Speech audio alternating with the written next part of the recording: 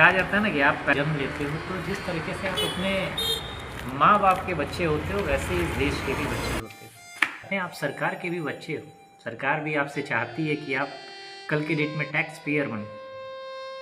आप जो सब्सिडी और ये सारी चीज़ें आप लेते कि गवर्नमेंट हमें दे, फ्रीबीज के पीछे आप भागते हो।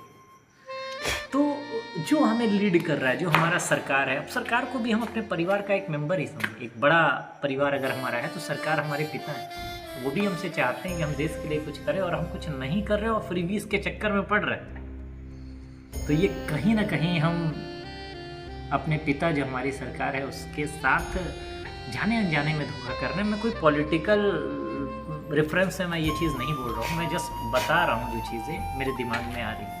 बाकी हर कोई चांद पे यहाँ वहाँ बिल्कुल, आप देखिए, आप एलन मस्क को देखें या किसी को देखें, आपके इंडिया में उस तरीके का टेम्परामेंट नहीं समझ में आता है। आप देखिए मेक माई ट्रिप, ये विदेशी कंपनी है, जस्ट उसी का कॉपी हम आपका ईज माई ट्रिप, हम सिर्फ कॉपी करे जा रहे हैं। आपका अमेज़न आया तो इंडिया में देखो, वो भी फ्लिपकार्ट इंडिया का नहीं है, लेकिन उस तरीके की चीज़ें इंडिया में लॉन्च करी, जबकि मेजोरिटी स्टेक आज के डेट में भी अगर आप देखें तो विदेशी कंपनियों का है।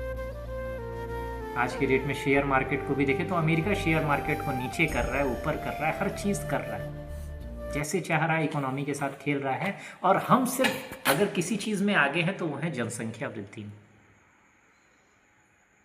दुनिया बाकी चीज़ों में विकास कर रहा है, हम जनसंख्या के मामले में विकास कर रहे हैं। हालांकि जनसंख्या भी एक तरीके का क्या है, एक तरीके का आपका ह्यूमन रिसोर्स है, विकास में बहुत ज़्यादा इसका रोल है, बहुत ज़्यादा इम्पोर्टेंस है इसका।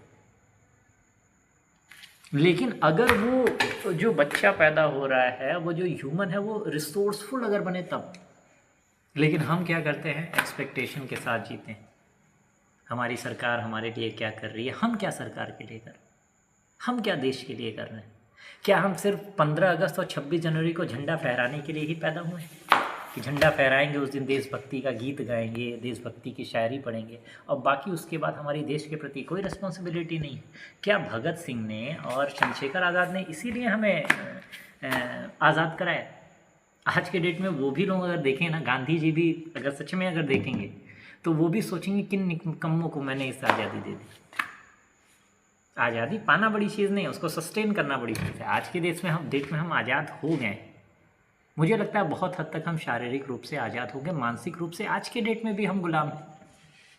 वो जैसा चाहते हैं अंग्रेजी हुकूमत, जो चाहती आज के भी डेट में, चाहे वो अमेरिका हो चाहे लंदन हो, उस हिसाब से हमसे सारा काम करवाती है। हमारे चाहे शेयर मार्केट कहिए, चाहे जिसको भी कहिए, अनप्रेडिक्टेबल है।